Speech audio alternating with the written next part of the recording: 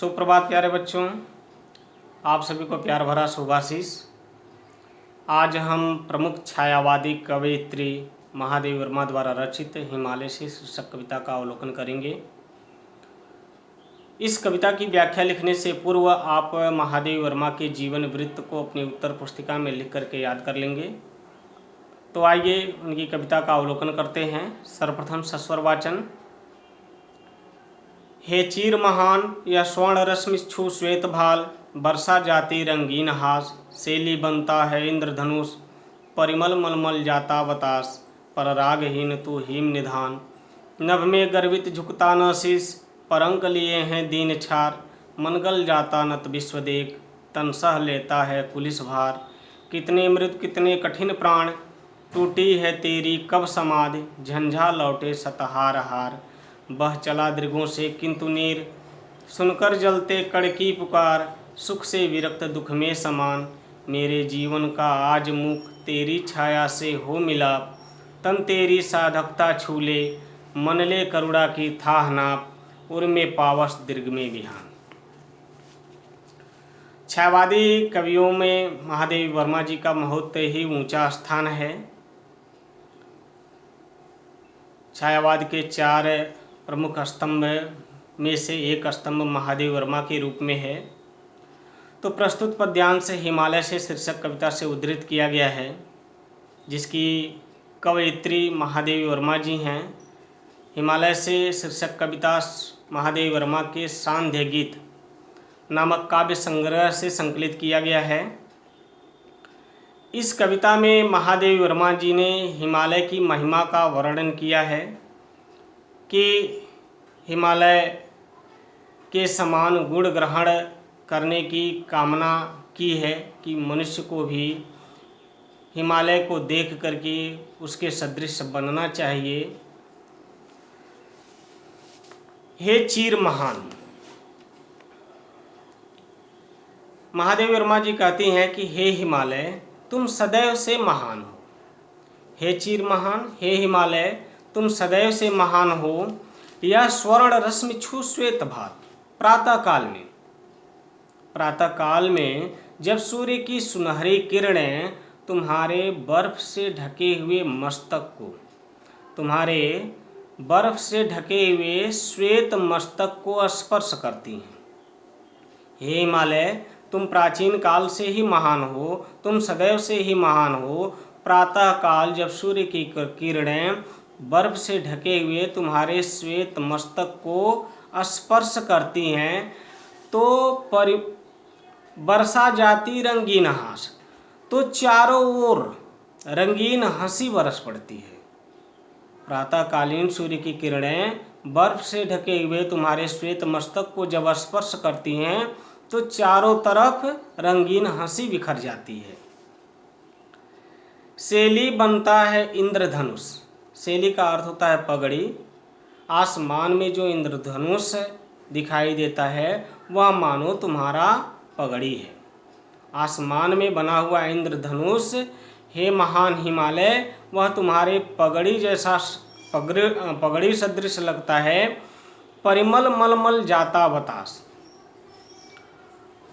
और जब प्रातः काल की, परिमल का अर्थ होता है सुगंधित, बतास का अर्थ होता है मंद वायु, प्रातः काल की सुगंधित वायु तुम्हारे शरीर पर, प्रातः काल की सुगंधित वायु तुम्हारे शरीर को स्पर्श करके उस पर सुगंध का लेप लगा देती है।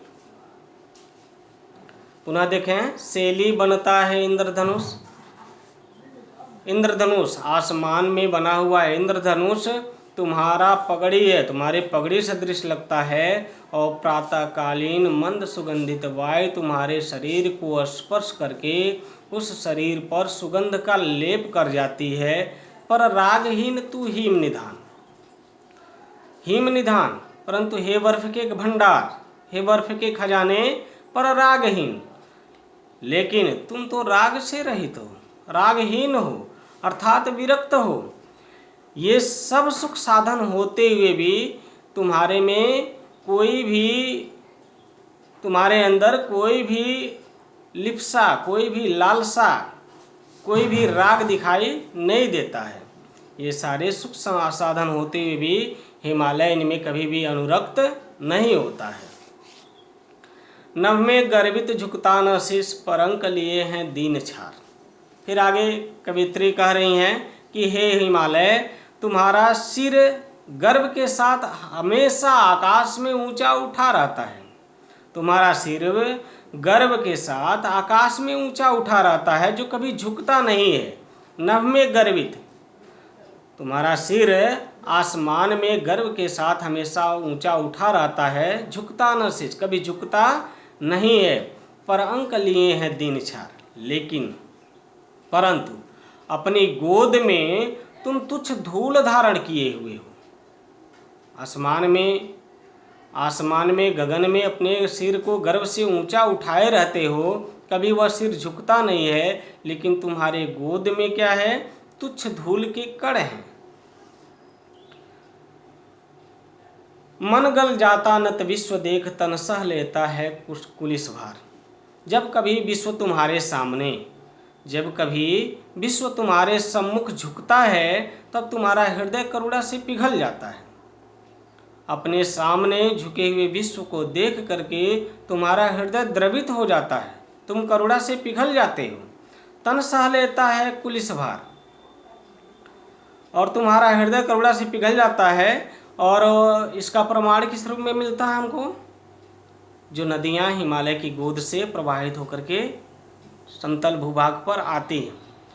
तो कवित्री के कहने का तात्पर्य यह है कि अपने सामने झुके हुए विश्व को देख करके, अपने सामने नत विश्व को देख करके हिमालय का हृदय करुणा से पिघल जाता है। और करुणा की परिचायक ही वो नदियां होती हैं जो उसके गोद से निकल करके समतल भूभाग को अभिसिंचित करती हैं। तन सह लेता है कुलिस भार, तुम्हारा हृदय बहुत कोमल है। तुम्हारा हृदय तो बहुत कोमल है, लेकिन शरीर कैसा है? तन सह लेता है कुलिस भार, परंतु तुम्हारा शरीर इतना कठोर है कि वह वज्र के प्रहार को भी सहन कर लेता है। तुम्हारा हृदय तो बहुत ही कोमल है, अपने सामने झुके हुए विश्व को देख करके तुम्हारा हृदय पिघल जाता है, वह अत्यंत सुकोमल है। लेकिन शरीर कैसा है? वह वज्र के समान कठोर है।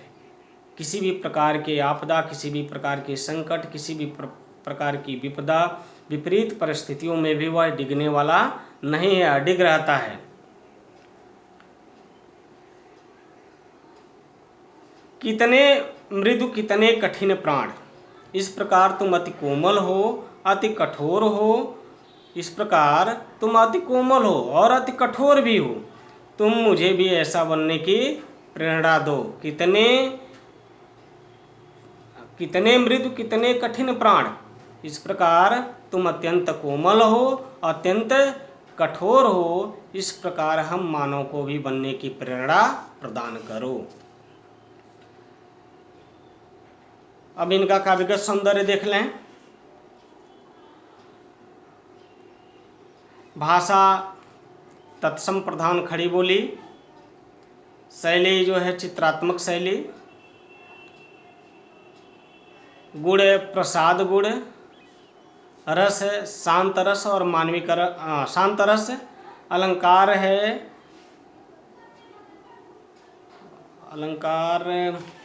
मानवीकरण, संपूर्ण कविता में मानवीकरण अलंकार है, रूपक है और उपमा अलंकार, शब्द शक्ति लक्षणा है, गुण प्रसाद गुण है। आज बस इतना ही। इस कविता के शेष खंड की व्याख्या हम अगले दिन करेंगे। तब तक के लिए धन्यवाद।